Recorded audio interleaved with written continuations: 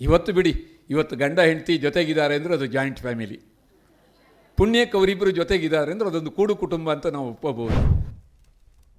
ಗಣೇಶಯ್ಯ ಅವರು ಹೇಳಿದ ಹಾಗೆ ನಾವು ಈ ಮಲೆನಾಡನ್ನಷ್ಟೇ ಕೇಂದ್ರವಾಗಿ ಇಟ್ಟುಕೊಂಡ್ರೆ ಬೇರೆಯವರಿಗೂ ಸ್ವಲ್ಪ ಬೇಸರ ಆಗುತ್ತೆ ಅಂತಲ್ಲ, ಒಂಥರ ಮುಜುಗರ ಆಗುತ್ತೆ, ಹಾಗಾದರೆ ನಮ್ಮಲ್ಲಿ ಇಲ್ವಾ ಅಂದ ಹಾಗೆ. ನಿಜ, ಅವ್ರು ಹೇಳಿದಾಗೆ ನಮ್ಮ ಕೂಡು ಕುಟುಂಬ ವ್ಯವಸ್ಥೆ, ನಾವೆಲ್ಲ ಮಲೆನಾಡಿನ ಕೂಡು ಕುಟುಂಬ ವ್ಯವಸ್ಥೆಯ ಬಗ್ಗೆ, ಯಾಕೆಂದರೆ ನಾವು ನೋಡಿದ್ದನ್ನು ಹೇಳ್ತಾ ಹೋಗ್ತೀವಿ. ಆದರೆ ಬಯಲುಸೀಮೆಯಲ್ಲೂ ಆ ಕಾಲದಲ್ಲಿ ಇಡೀ ಭಾರತದಲ್ಲಿ ನಾನು ಇತ್ತೀಚೆಗೆ ಒಂದು ಪುಸ್ತಕ ಓದಿದೆ, ಮೆನಿ ವರ್ಲ್ಡ್ಸ್ ಆಫ್ ಸರಳಾದೇವಿ ಅಂಥೇಳಿ, ರವೀಂದ್ರನಾಥ್ ಟಾಗೋರ್ ಅವರ ಅಕ್ಕನ ಮಗಳು ಸರಳಾದೇವಿ ಅಂಥೇಳಿ. ಸ್ವರ್ಣಕುಮಾರಿ ಅಂದರೆ ರವೀಂದ್ರನಾಥ್ ಟಾಗೋರ್ ಅವರ ಅಕ್ಕ. ಆ ಪುಸ್ತಕದಲ್ಲಿ ಇತ್ತು, ರವೀಂದ್ರನಾಥ್ ಟಾಗೋರ್ ಅವರು ಜೋರಸಂಕದಲ್ಲಿ ಕಲ್ಕತ್ತಾದಲ್ಲಿ ಅವ್ರ ಮನೆಯಲ್ಲಿ 125 ಜನ ಇದ್ರಂತೆ. ಅವರು ಚಿಕ್ಕವರಿದ್ದಾಗ 7 ಜನ ಬ್ರಾಹ್ಮಣರು ಅಡುಗೆ ಮಾಡೋಕ್ಕೆ ಬರ್ತಿದ್ರಂತೆ ಅವ್ರ ಮನೆಗೆ. ಹಾಗೆ ಇಡೀ ಭಾರತದಲ್ಲಿ ಒಂದು ಕಾಲದಲ್ಲಿ ಅಂತಹ ಕುಟುಂಬ ವ್ಯವಸ್ಥೆ ಇತ್ತು. ಇವತ್ತು ಬಿಡಿ, ಇವತ್ತು ಗಂಡ ಹೆಂಡತಿ ಜೊತೆಗಿದ್ದಾರೆ ಅಂದರೆ ಅದು ಜಾಯಿಂಟ್ ಫ್ಯಾಮಿಲಿ. ಪುಣ್ಯಕ್ಕೆ ಅವರಿಬ್ಬರು ಜೊತೆಗಿದ್ದಾರೆ ಅಂದರೆ ಅದೊಂದು ಕೂಡು ಕುಟುಂಬ ಅಂತ ನಾವು ಒಪ್ಪಬಹುದು. ಆದರೆ ಆ ಕಾಲ ಇದ್ದಿದ್ದು ಹಾಗೆ. ಆ ಕಾಲದಲ್ಲಿ ಏನು ಅಂತಂದರೆ ಸಮಾಜದಲ್ಲಿ ಆ ಥರ ಸಾಮರಸ್ಯ ಮತ್ತು ಕುಟುಂಬಗಳಲ್ಲಿ ಒಂದು ಕುಟುಂಬ ಸೌಖ್ಯದ ರುಚಿ ಆ ಕಾಲದ ಜನರಿಗೆ ಗೊತ್ತಿತ್ತು. ಈಗ ನಾವೆಲ್ಲ ಬದಲಾಗ್ತಾ ಈ ವಿಘಟನೆಗಳಿಗೆ ತುತ್ತಾಗಿ ಇವತ್ತು ನಮಗೆ ನಾನು ನನ್ನ ಹೆಂಡತಿ ಜೊತೆಗಿದ್ದರೆ ಮಕ್ಕಳಂತೂ ಹೇಗೋ ಬೆಂಗಳೂರಲ್ಲೇ. ನಾವು ಮಲೆನಾಡಿನ ಬಗ್ಗೆ ಮಾತಾಡುವಾಗ ನನಗೆ ಬೆಂಗಳೂರಿನ ಒಂದು ವಿಚಾರ ನೆನಪಾಗುತ್ತೆ. ನಾನು ಇಲ್ಲಿ ಹೊಸಕೆರೆಹಳ್ಳಿ ಹತ್ರ ಇದ್ದೀನಿ. ನಮ್ಮ ಮನೆ ಸುತ್ತಮುತ್ತಲು ಒಂದು 50 ಮನೆಗಳು ನನಗೆ ಗೊತ್ತಿರೋ ಹಾಗೆ ಇರೋ ಮನೆಗಳಲ್ಲಿ ಬಹುತೇಕ ಮನೆಗಳಲ್ಲಿರೋದು ಅಜ್ಜ ಅಜ್ಜಿಯರು ಮಾತ್ರ. ಮಕ್ಕಳು ವಿದೇಶದಲ್ಲಿದ್ದಾರೆ. ಅದಿಲ್ಲ ಅಂತಂದರೆ ಈ ಮನೆಗೆ ಬರೋದಕ್ಕೆ ತಡ ಆಗುತ್ತೆ ಅಂತೇಳಿ ಬೆಂಗಳೂರಿನ ಟ್ರಾಫಿಕಲ್ಲಿ 1.5-2 ಗಂಟೆ ಆಗುತ್ತೆ ಅಂತ ಅವರವರು ವರ್ಕ್ ಪ್ಲೇಸ್ ಹತ್ರನೇ ಅವ್ರು ಇರ್ತಾರೆ. ವಾರದ ಕೊನೆಗೇನೋ ಬಂದು ಹೋಗ್ತಾರೆ. ಇದು ಇವತ್ತಿನ ಜೀವನ ಆಗಿದೆ. ಆದರೆ ಈ ಶಾಂತಿಧಾಮ ಈ ಎಲ್ಲ ಕಲ್ಪನೆಗಳನ್ನು ಸುಳ್ಳು ಮಾಡುವಂಥ ಅವತ್ತಿನ ಬದುಕಿನ ಬಗ್ಗೆ ಹೇಳುತ್ತೆ. ನನಗೆ ಇತ್ತೀಚೆಗೆ ನಾವು ಪ್ರಭಾಕರ್ ಕಾರಂತರವರ ಪುಸ್ತಕ ಬಿಡುಗಡೆಗೆ ಮೇಲ್ಸಂಕಕ್ಕೆ ಹೋದ ನಂತರ ನನಗೆ ಶ್ರೀಮೂರ್ತಿಯವರ ಈ ಪುಸ್ತಕ ಓದಲಿಕ್ಕೆ ಸಿಕ್ತು. ನಾನು ಇದನ್ನು ಓದುವಾಗ ಅದಕ್ಕೇನು ಸಂಬಂಧ ಇಲ್ಲ ಗೊತ್ತು. ಆದರೂ ಕೂಡ ಈ ಶಾಂತಿಧಾಮದಲ್ಲಿ ಬರುವ ಜಯೇಶ್ವರ ಮನೆ ಮೇಲ್ಸುಂಕದಲ್ಲಿ ಇತ್ತೇನೋ ಅಂತ ಅನ್ಸೋಕ್ಕೆ ಶುರುವಾಗ್ಬಿಡ್ತು. ವರಾಯಿ ಹಿನ್ನೀರಿನ ಮೇಲ್ಸುಂಕದಲ್ಲಿ. ಯಾಕೆಂದರೆ ಅಲ್ಲಿ ಅವತ್ತು ಶಿರನಾಳಿಯವರು ಬಂದಿದ್ದರು, ಆ ಸುತ್ತಮುತ್ತಲಿನ ಎಲ್ಲ ಪ್ರದೇಶದವರು ಬಂದಿದ್ದರು, ಎಲ್ಲ ಆ ಕುಟುಂಬದ ವ್ಯವಸ್ಥೆಗಳ ಬಗ್ಗೆ ಮಾತಾಡ್ತಾ ಇದ್ದರು. ಮತ್ತು ಅವರು ಕಳೆದುಕೊಂಡಿದ್ದೇನು, ಅವ್ರು ಈಗ ಪಡ್ಕೊಂಡಿದ್ದೇನು ಅಂತ ಹೇಳಿ ಮತ್ತು ಎಲ್ಲರಿಗೂ ಆ ಹಳೆಯ ಸಂಬಂಧಗಳು ನೆನಪಾಗ್ತಿತ್ತು. ಪ್ರಾಯಶಃ ಶ್ರೀಮೂರ್ತಿಯವರಿಗೂ ಹಾಗೆ ಆಗಿದೆ. ತಾವು ಬಿಟ್ಟು ಬಂದ ಆ ಬದುಕಿನ ಸೊಗಸು ಅವರ ಮನಸ್ಸನ್ನು ತುಂಬಿಕೊಂಡಿದೆ. ಅದರಿಂದ ಈಚೆಗೆ ಬರೋಕ್ಕಾಗಲ್ಲ. ಹಾಗಾಗಿ ಅವರು ಈ ಶಾಂತಿಧಾಮದಂಥ ವಸುಂಧರೆಯ ನಂತರ ಈ ಶಾಂತಿಧಾಮದಂಥ ಕೃತಿ ಬರೆಯಲಿಕ್ಕೆ ಸಾಧ್ಯ ಆಯಿತು. ಈ ಪುಸ್ತಕದಲ್ಲಿ ಎಲ್ಲರೂ ಒಳ್ಳೆಯವರೇ. ಇವರು ಗಣೇಶಯ್ಯವರು ಹೇಳಿದಾಗೆ ಇದರಲ್ಲಿ ಕೆಟ್ಟವರಿಲ್ಲ. ಆದರೆ ಸಂಘರ್ಷದ ಸಂದರ್ಭಗಳು ಬರುತ್ತೆ ಮಧ್ಯ. ಆದರೆ ಅವೆಲ್ಲವೂ ತಾನಾಗೇ ಕರಗಿ ಮತ್ತೆ ಒಳ್ಳೆಯದತ್ರನೇ ಹೋಗುತ್ತೆ. ದೃಷ್ಟಿಯಂತೆ ಸೃಷ್ಟಿ ಎಂದಾಗೆ ಅವರು ಬರೆದವರ ದೃಷ್ಟಿಯೇ ಆಗಿದೆ. ಅವರು ತಮ್ಮ ಕುಟುಂಬವನ್ನು ಹೇಗಿಟ್ಟುಕೊಂಡಿದ್ದಾರೆ ಅಂತ ನೋಡಿದ್ರೆ ನಮಗೆ ಗೊತ್ತಾಗುತ್ತೆ ಅವ್ರದ್ದೇ ಒಂದು ಶಾಂತಿಧಾಮ. ಬೇರೆ ಎಲ್ಲೋ ಆದರೆ ನೀವು ಟೀಕೆ ಮಾಡ್ಬೋದು. ಏನು ಅಂತಂದರೆ ಅವರು ಫಂಕ್ಷನ್ನಲ್ಲಿ ಏನು ಎಲ್ಲ ಅವ್ರ ಕುಟುಂಬದವರೇ ಇದ್ದಾರೆ ಅಂತ ಬೇಕಾದ್ರೆ ನೀವು ಹೇಳ್ಬೋದು. ಆದರೆ ಒಂದು ಕುಟುಂಬ ಅಷ್ಟು ಚೆನ್ನಾಗಿ ಎಲ್ಲರೂ ಸೇರಿ ಒಂದು ಕಾರ್ಯಕ್ರಮವನ್ನು ಮಾಡ್ತಾರಲ್ಲ, ಅದು ಅತ್ಯಂತ ಅಪರೂಪವಾದದ್ದು ಮತ್ತು ಅತ್ಯಂತ ಶ್ಲಾಘನೀಯವಾದದ್ದು. ಯಾಕಂದರೆ ಎಲ್ರಿಗೂ ಆ ಟ್ಯಾಲೆಂಟ್ ಬೇರೆ ಇದೆ. ಹಾಡಬೇಕಾ, ಮಗ ಹಾಡ್ತಾನೆ. ಮಾತಾಡಬೇಕಾ, ಸೊಸೆ ಮಾತಾಡ್ತಾಳೆ. ಇನ್ನೇನೋ ಮಾಡಬೇಕಾ, ಮಕ್ಕಳು ಬರ್ತಾರೆ.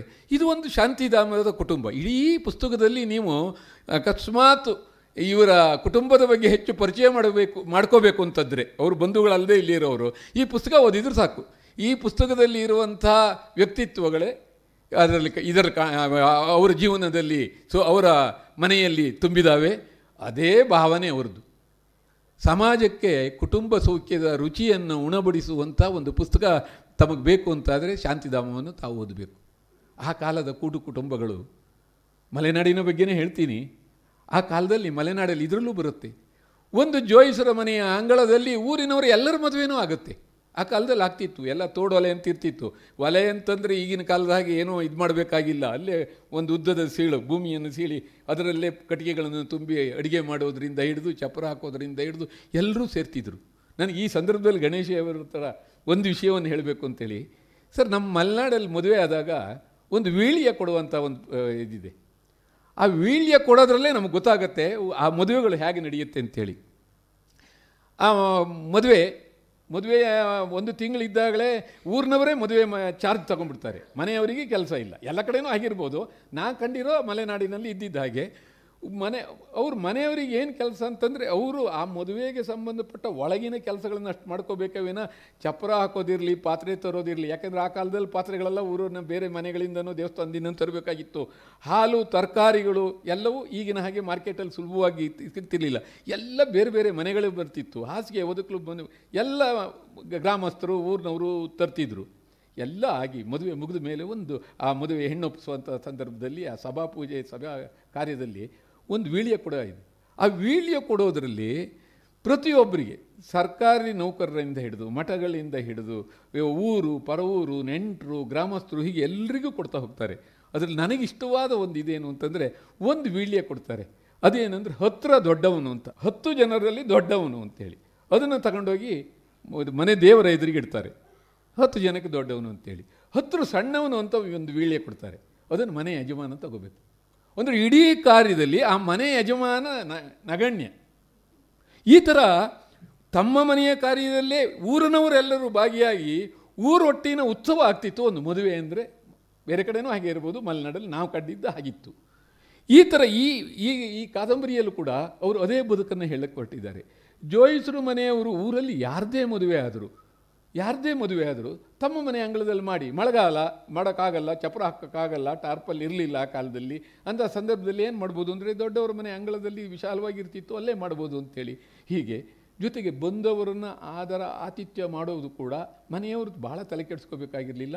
ಬೇರೆ ಎಲ್ಲ ಊರಿನವರು ಎಲ್ಲರೂ, ಯಾವುದಾದ್ರು ಒಂದು ಊರಿಗೆ ನೀವು ಯಾರೋ ಒಬ್ಬ ಹೊಸದಾಗಿ ಅಳಿಯಾದ ಅಂತಂದರೆ ಊರಿನ ಎಲ್ಲ ಮನೆಯಲ್ಲೂ ನಮ್ಮೂರಿನ ಅಳಿಯ ಅಂಥೇಳಿ ಅವನು ಊರಿಗೆಲ್ಲ ಅಳಿಯನೇ ಅವನು. ಆ ಥರದ ಆ ಕಲ್ಪನೆ ಇವತ್ತು ನಾನು ಹೇಳಿದ್ನಲ್ಲ, ಜಾಯಿಂಟ್ ಫ್ಯಾಮಿಲಿ ಅಂದರೆ ಆಗಿರುವಂಥ ಪ್ರಸಂಗದಲ್ಲಿ ಗಂಡ ಹೆಂಡ್ತಿನೇ ಒಟ್ಟಿಗೆ ದೊಡ್ಡದಾಗಿರುವಂಥ ಕಾಲಘಟ್ಟದಲ್ಲಿ ಆ ಬದುಕನ್ನು ನೆನೆಸ್ಕೊಂಡಾಗ ನಮಗೆಲ್ಲ ನಮ್ಮ ವಯಸ್ಸಿನವರು ಅದರಲ್ಲೂ ಮತ್ತೆ ಹಳೆಯ ಜೀವನಕ್ಕೆ ಹೋಗ್ತೀವಿ. ಹಾಗಾಗಿ ಮಲೆನಾಡಿನ ಅವತ್ತಿನ ಅಥವಾ ಬದುಕಿನ ಅವತ್ತಿನ ಆ ರುಚಿಯನ್ನು ಕಂಡವರಿಗೆ ಇವತ್ತಿನ ಬದುಕು ಒಂದು ಅರ್ಥದಲ್ಲಿ ರಸಹೀನ ಅನಿಸುತ್ತೆ. ಯಾಕೆ ಅನಿಸುತ್ತೆ ಅಂತಂದರೆ, ನಮಗೆ ಆ ಕುಟುಂಬ ಸೌಖ್ಯದ ಒಳಗಿರುವಂಥ ಆ ಬಾಂಧವ್ಯಗಳ ಎಳೆಗಳನ್ನು ಮರೆಯೋದಕ್ಕೆ ಸಾಧ್ಯ ಆಗೋಲ್ಲ. ಅದೃಷ್ಟವಶಾತ್ ಅಂತಹ ಬಾಂಧವ್ಯದ ಎಳೆಗಳನ್ನು ಇವತ್ತೂ ಕುಟುಂಬದಲ್ಲಿ ಸಲಹಿಕೊಳ್ಳುವಂತಹ ಸಿರಿಮೂರ್ತಿಯವರಂಥ ಕುಟುಂಬ ಇದೆಯಲ್ಲ, ಅದು ಬೆಂಗಳೂರಲ್ಲಿ ಇದೆಯಲ್ಲ, ಅದು ನಿಜವಾಗಿಯೂ ಆಶ್ಚರ್ಯ ಪಡುವಂಥದ್ದು ಮತ್ತು ಮೆಚ್ಚುಕೊಳ್ಳುವಂಥದ್ದು. ಯಾಕೆಂದರೆ ಇಡೀ ಮನೆ ಹೇಗೆ ಅಷ್ಟು ಚೆನ್ನಾಗಿರೋಕ್ಕೆ ಸಾಧ್ಯ, ನಾವೆಲ್ಲ ಯಾಕೆ ನಮಗಷ್ಟು ಸಾಧ್ಯ ಆಗೋಲ್ಲ ಅನ್ನುವಂಥ ನಮ್ಮನ್ನೇ ನಾವು ಪ್ರಶ್ನಿಸಿಕೊಳ್ಳುವಂಥ ಒಂದು ಪ್ರಸಂಗವನ್ನು ಸೃಷ್ಟಿ ಮಾಡುತ್ತೆ ನಾವು ಸಿರಿಮೂರ್ತಿಯವರ ಮನೆಗೆ ಹೋಗಿ ಬಂದಾಗ. ಗಣೇಶ ಅವರು ಅದನ್ನೇ ಹೇಳಿದ್ರು. ನಾವೆಲ್ಲ ಅವ್ರ ಮನೆಗೆ ಹೋದಾಗ ಎಷ್ಟು ಚಂದವಾಗಿ ನಮ್ಮನ್ನೆಲ್ಲ ಅವರು ಪ್ರೀತಿಯಿಂದ ಮಾತಾಡಿಸ್ತಾರೆ. ಮತ್ತು ಒಂದು ಕಾರ್ಯಕ್ರಮ ಮಾಡಿಸ್ಬೇಕು ಅಂತಂದರೆ ಇಡೀ ಕುಟುಂಬದವರೆಲ್ಲ, ನಾನು ಮೊದಲೇ ಹೇಳಿದಾಗೆ ಎಲ್ಲರೂ ಸೇರಿಕೊಂಡು ಅದನ್ನು ಚಂದಗಾಣಿಸುವಂಥ ಒಂದು ಪರಿಸರ ಇದೆಯಲ್ಲ, ಅದು ಇಷ್ಟವಾಗುವಂಥ ಪರಿಸರ.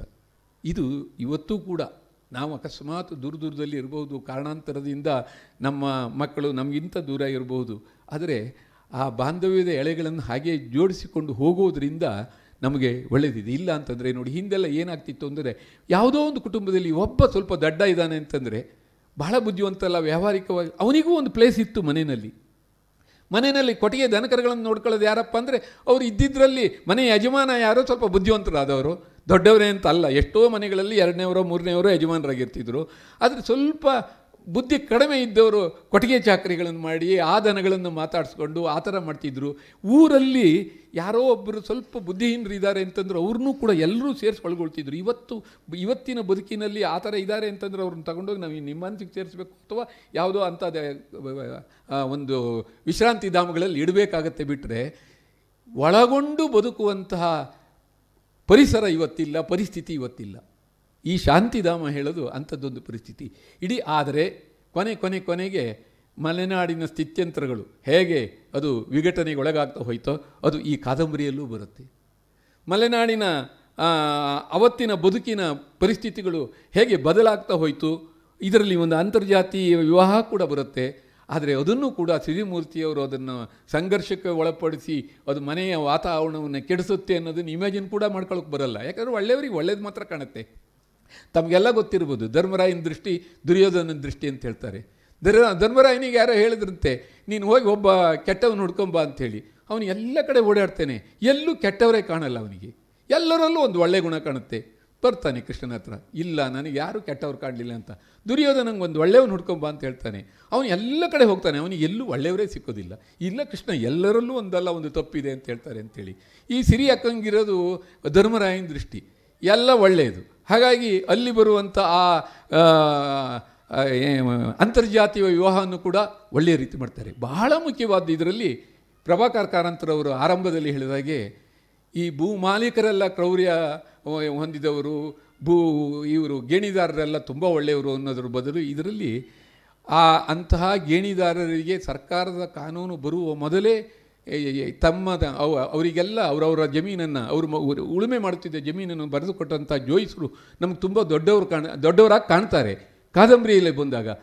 ಆದರೆ ಇಂತಹ ಕುಟುಂಬಗಳು ಅಥವಾ ಇಂತಹ ಜನ ಬಹಳ ಜನ ಇದ್ದರು, ಎಲ್ಲ ಕಡೆ ಇಂತಹ ಜನ ಇದ್ದರು ಆ ಕಾಲದಲ್ಲಿ. ಕೇವಲ ಕಾನೂನಿನ ಕಾರಣಕ್ಕಾಗಿ ಜನಗಳನ್ನು ಪ್ರೀತಿಯಿಂದ ನೋಡ್ಕೊಳ್ಳೋದಲ್ಲ, ತಮ್ಮ ಮನಸ್ಸಿನ, ತಮ್ಮ ಸಂಸ್ಕಾರದ, ತಮ್ಮ ಅದುವರೆಗಿನ ಬದುಕಿನ ಅನುಭವದ ಆಧಾರದ ಮೇಲೆ ಜಗತ್ತನ್ನು ಪ್ರೀತಿಸುವಂಥ ಜನ ಇದ್ದರು, ಅವತ್ತೂ ಇದ್ದರು. ಈ ಕಾದಂಬರಿಯಲ್ಲೂ ಅಂಥವರೇ ತುಂಬಿದ್ದಾರೆ. ಜೊತೆಗೆ ನಾವೆಲ್ಲರೂ ಓದಿದರೆ ಎಲ್ಲೂ ನಮಗೆ ಏನೋ ದೊಡ್ಡ ಶಬ್ದಗಳು, ದೊಡ್ಡ ಅರ್ಥ ಆಗದೇ ಇರೋದು, ಯಾವತ್ತಾರು ಒಂದು ಶಬ್ದಕ್ಕಾಗಿ ಡಿಕ್ಷನರಿಯನ್ನು ತಡ್ಕಾಡಬೇಕು ಹಾಗಿಲ್ಲ. ಸರಳ ಸುಂದರವಾದ ಶೈಲಿಯಲ್ಲಿ ಸರಾಗವಾಗಿ ಬರ್ಕೊಂಡು ಹೋಗಿದ್ದಾರೆ. ಇದು ಯಾವುದೋ ಪ್ರಸಿದ್ಧವಾದ ದೊಡ್ಡ ನದಿ ಹಾಗಿಲ್ಲ. ಇದು ಮಲೆನಾಡಿನಲ್ಲಿ ಹರಿಯುವಂಥ ಒಂದು ತೊರೆ. ಅದು ಅಕ್ಕಪಕ್ಕದ ಜಮೀನಿಗೆ ನೀರು ಇಣಿಸುತ್ತಾ ತನ್ನ ಪಾಡಿಗೆ ತಾನು ತುಂಬಿ ಎಲ್ಲರಲ್ಲೂ ಎಲ್ಲ ಜಾಗದಲ್ಲೂ ಒಂದು ಆರ್ದ್ರತೆಯನ್ನು ಸೃಷ್ಟಿ ಮಾಡ್ತಾ ಹರಿಯುತ್ತಲ್ಲ ಮಲೆನಾಡಿನ ನದಿ. ಅಂಥದ್ದೊಂದು ನದಿಯ ಥರ ಹರಿತಿದೆ ಈ ಶಾಂತಿಧಾಮ. ಇದನ್ನು ತಾವೆಲ್ಲರೂ ಕೊಂಡು ಓದಿ ಆನಂದವನ್ನು ಅನುಭವಿಸಿ, ಜೊತೆಗೆ ಅವರ ವಸುಂಧರ ಕಾದಂಬರಿಯನ್ನು ಬಿಡುಗಡೆ ಮಾಡುವಂಥ ಸಂದರ್ಭದಲ್ಲಿ ಒಂದು ಬಾಂಧವ್ಯ ಶುರುವಾಯಿತು. ಅದು ಈ ಶಾಂತಿಧಾಮದ ತನಕ ಅದೇ ಪ್ರೀತಿಯಲ್ಲಿ ಹರಿದು ಬಂದಿದೆ. ಪ್ರಾಯಶಃ ಅವರ ಪ್ರೀತಿಯ ಒಂದು ವಲಯಕ್ಕೆ ಸಿಕ್ಕವರು ದೂರ ಹೋಗೋದು ಕಷ್ಟ. ಆ ಕುಟುಂಬ ಇರೋದೇ ಹಾಗಾಗಿ ಅಂತಹ ಸಿರಿ ಅಕ್ಕನಿಗೆ ಹೃತ್ಪೂರ್ವಕವಾದ ಧನ್ಯವಾದಗಳು. ಇಂಥದ್ದೊಂದು ಸುಂದರವಾದ ಕಾದಂಬರಿಯನ್ನು ಕೊಟ್ಟಿದ್ದಕ್ಕೆ. ಅಕ್ಕ, ನಿಮಗೆ 75 ಆಗಿಲ್ಲ, ನೀವು ಇನ್ನೂ ಬರಿಬೋದು ಖಂಡಿತವಾಗಿಯೂ. ಗಣೇಶಯ್ಯವರು ಮತ್ತೆ ನನ್ನ ಹತ್ರ ಮೊದಲೇ ಕೇಳಿದ್ರು, ಇವ್ರಿಗೆ 75 ಆಗಿರೋದು ಹೌದಾ ಅಂತ ಕೇಳಿದ್ರು. ಇಲ್ಲ, ಅದೆಲ್ಲೋ 25 ಅನ್ನೋದಕ್ಕೆ ಒಂದೇ ಅಕ್ಷರ ವ್ಯತ್ಯಾಸವಲ್ಲ, ಎಲ್ಲೋ ತಪ್ಪು ಹೇಳ್ತಾ ಇದ್ದಾರೇನೋ ಅನ್ನಾಗೆ. ಮನಸ್ಸಲ್ಲಂತೂ ನಿಮ್ಮಲ್ಲಿ ಆ ಒಳ್ಳೆಯತನ ಇದೆ.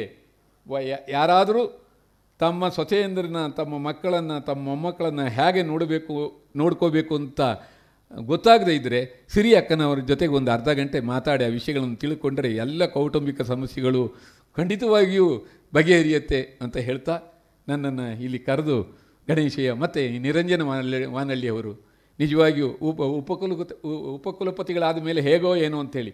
ನಾವು 30 ವರ್ಷದ ಹಿಂದೆ ಭಾಳ ಒಡನಾಡಿದವರು, ಆದರೆ ಈಗ ಹೇಗಿರ್ತಾರೋ ಅಂತಿದ್ದೆ. ಇಲ್ಲ, ಅದು ಹಾಗೇ ಅವರೇ ಹೇಳಿದಾಗೆ ಹಾಗೇ ಇದ್ದಾರೆ ಅವರು. ಅವ್ರ ಫೋನ್ ನಂಬರ್ ಅಲ್ಲ, ವ್ಯಕ್ತಿತ್ವ ಖಂಡಿತವೂ ಬದಲಾಗಿಲ್ಲ.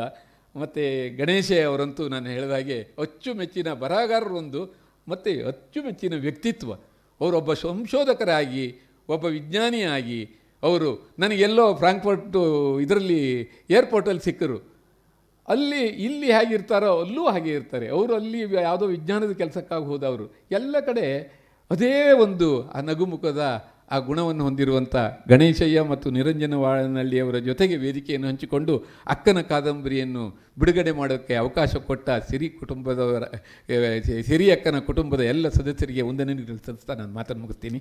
ನಮಸ್ಕಾರ.